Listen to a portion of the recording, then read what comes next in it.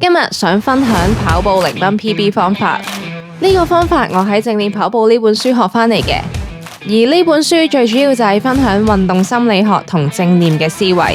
就係當你跑步嘅時候，首先你要放低你嘅配速同埋你嘅距離，放低呢兩樣嘅執着，然後就會 focus 喺你自己裏面嘅感受去觀察你自己嘅每一個呼吸，感受你隻腳落地嘅感覺，